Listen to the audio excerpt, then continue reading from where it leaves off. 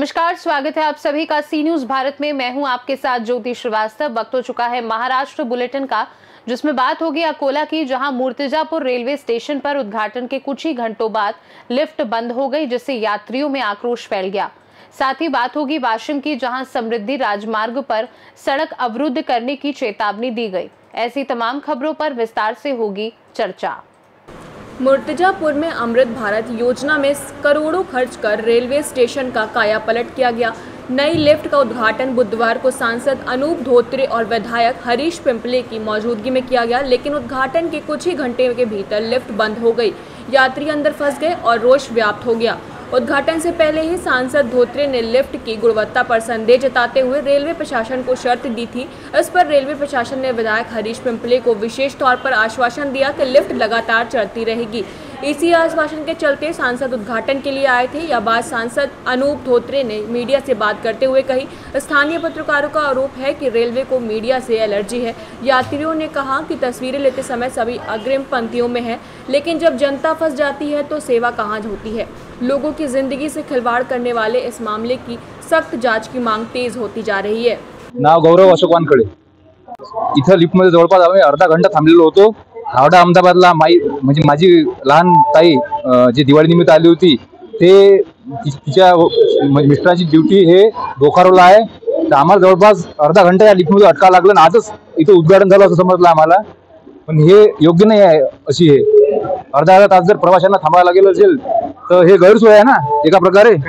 आणि मूर्तिजापूर रेल्वे स्थानकमध्ये माननीय आमदार साहेब मूर्तिजापूरचे आणि त्याचबरोबर खासदार धोत्रे साहेब यांनी या लिफ्टचं उद्घाटन केलं।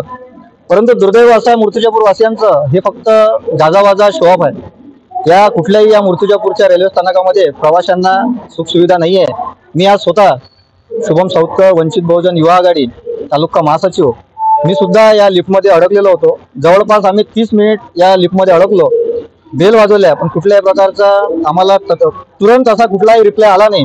त्यानंतर 20 मिनिटांनंतर मग आम्हाला काढण्यासाठी धावपळ चालू झाली। परंतु माझी ताई आणि माझे जावई यांची ड्युटी CSF मध्ये असल्यामुळे जवळपास रेल्वे येऊन थांबलेली होती, तरी सुद्धा कुठल्याही प्रवाशांचं म्हणजे कर्मचाऱ्यांचं धावपळ चालू होती। सुदैवानं 5 मिनिटं अगोदर आम्हाला तिथून काढण्यात आलं। माझं एवढंच या माध्यमातून बोलणं आहे की कसं आहे, मूर्तिजापूरमध्ये भरघोस निधी टाकलेला आहे। लोकांना सांगलं जाते की मूर्तिजापूरचा विकास होत आहे, पण कुठलाही विकास हा होत नसून पूर्णपणे पैशाचा उधळपट्टी केला जात आहे। एवढंच मला या माध्यमातून सांगायचं आहे। सध्या जे रेल्वेचा मान्य पंतप्रधान नरेंद्र मोदींचा जो विचार आहे की सर्वसामान्य माणूस हा रेल्वेने प्रवास करतो, तो प्रवास स्वस्त असला पाहिजे, तो प्रवास जलद असला पाहिजे आणि त्यासोबतच हा प्रवास सुखद असला पाहिजे। मूर्तिजापूरमध्ये मागील 15 दिवस पहिले 2 लिफ्ट चालू झाल्या होत्या आणि आज 3ऱ्या लिफ्टचंही उद्घाटन झालेलं आहे। या लिफ्टच्या माध्यमातून आपल्या येथील जे सिनियर सिटीजन्स आहेत आणि त्यासोबतच जे अपंग लोक आहेत, दिव्यांग लोक आहेत, त्यांना जाणे येणे हे सोपं व्हावं याकरिता या लिफ्टची सुविधा आपल्या इथे उपलब्ध करून देण्यात आलेली आहे। आपले लाडके आमदार हरीश पिंपळे यांचं म्हणणं होतं की लिफ्टच्या उद्घाटनाला भूमिपूजनाला मी तेव्हाच येईल जेव्हा ही लिफ्ट निरंतर चालू राहील, याला मेंटेनन्स नाही आहे। आणि नक्कीच रेल्वे प्रशासनाकडून आमदार साहेबांना आश्वासित करण्यात आलं की ज्या काही चुकी ह्यापूर्वी झाल्या असतील तर तशा चुका होणार नाहीत, त्यांच्या मेंटेनन्सकडे विशेष लक्ष ही रेल्वे प्रशासन देणार आहे। आपल्या मूर्तिजापूर शहर आणि मूर्तिजापूर ग्रामीणमधील आणि आपल्या जिल्ह्यातील आणि अमरावती जिल्ह्यातील जो मूर्तिजापूर स्टेशनवरून जे प्रवासी आहेत यांच्या या भागामध्ये अनेक रेल्वेंचे थांबे मिळावं अशी वारंवार डिमांड असते आणि त्याच दिशेने आपल्या केंद्र सरकारने रेल्वे मंत्र्यांनी एक निर्णय घेतला आहे की आपल्या भागामध्ये ज्या 2 ट्रॅक आहेत या 2 ट्रॅकच्या जागी 4 ट्रॅक या होतील आणि या ट्रॅक्सच्या माध्यमातून जी रेल्वेमध्ये अडचण येते की रेल्वेच्या ट्रॅकची मेंटेनन्स झाली पाहिजे। ती मेंटेनन्स जर झाला नाही तर कुठेतरी प्रवाशांची सेफ्टी ही कॉम्प्रोमाइज होते आणि त्याकरिता रेल्वेने हा अत्यंत चांगला निर्णय घेतला है। अकोला से सी न्यूज संवाददाता धनराज सबका की रिपोर्ट। बुल्डाना जिले का मलकापुर तालुका का एक बड़ा तालुका है जिसकी आबादी 1 लाख से ज़्यादा है। मलकापुर नगर परिषद धोपेश्वर स्थित त्रिवेणी संगम से मलकापुर शहर को पानी की आपूर्ति करती है। वहां पानी का पर्याप्त भंडारण है और नगर परिषद द्वारा उचित योजना न बनाए जाने के कारण नागरिकों की शिकायत है कि उन्हें 15 दिन में एक बार गंदा पानी भी मिल रहा है। इस संबंध में चेतन अप्पा जगताप आज अपने कार्यकर्ताओं के साथ मलकापुर में पानी की आपूर्ति के मुद्दे पर जल समाधि लेंगे। इस दौरान बड़ी संख्या में कार्यकर्ता मौजूद थे। इस दौरान भारी संख्या में पुलिस बल मौजूद था। चर्चा के बाद चेतन जगताप राष्ट्रवादी कांग्रेस पार्टी के शरद पवार गुट के कार्यकर्ताओं के साथ पूर्णा नदी घाटी में जल समाधि लेने के लिए धोपेश्वर जा रहे थे, तभी उन्हें पुलिस ने हिरासत में ले लिया। आज आमचं धोपेश्वर इथे जल समाधी आंदोलन होतं, तर त्या निमित्ताने आम्ही आज डॉक्टर बाबासाहेब आंबेडकर स्मारकाजवळ जमा झालो होतो।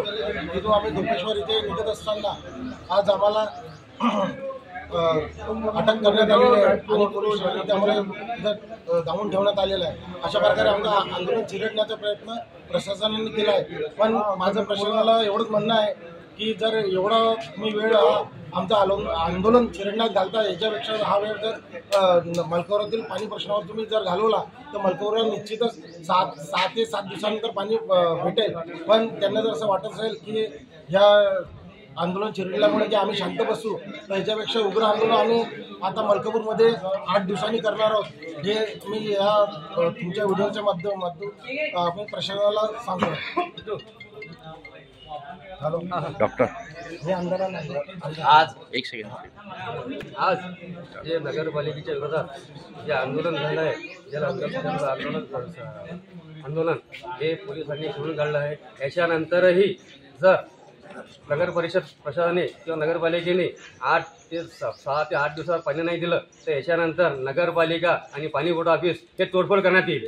बुल्डाना से सी न्यूज़ संवाददाता सीमा संदीप की रिपोर्ट। खबर वाशिम से है, जहां बंजारा समुदाय को अनुसूचित जाति में शामिल करने के लिए आज बंजारा समृद्धि राजमार्ग पर सड़क अवरुद्ध करने की चेतावनी दी गई थी, जिसके चलते हजारों बंजारा वहां पहुंच गए और पुलिस प्रशासन ने इस स्थान पर किसी भी अप्रिय घटना को रोकने के लिए व्यापक तैयारी की है। वाशिम से सी न्यूज़ संवाददाता नागेश आचार्य की रिपोर्ट। भारतीय संविधान के निर्माता भारत रत्न डॉक्टर बाबा साहब अम्बेडकर की अस्थियों के दर्शन के लिए मालेगांव शहर से एक भव्य रैली निकाली गई। हजारों नागरिकों को अस्थियों के दर्शन का अवसर मिला। इस कार्यक्रम की योजना एवं संयोजना संदीप ताजने एवं अवनीश वानखेड़े ने की। कार्यक्रम में बौद्ध भिक्षु अपार उपासकों ने भाग लिया। वाशिम से सी न्यूज़ संवाददाता नागेश अवचार की रिपोर्ट। महाराष्ट्र बुलेटिन में फिलहाल के लिए इतना ही। देश दुनिया की बाकी खबरों को जानने के लिए आप देखते रहिए सी न्यूज़ भारत।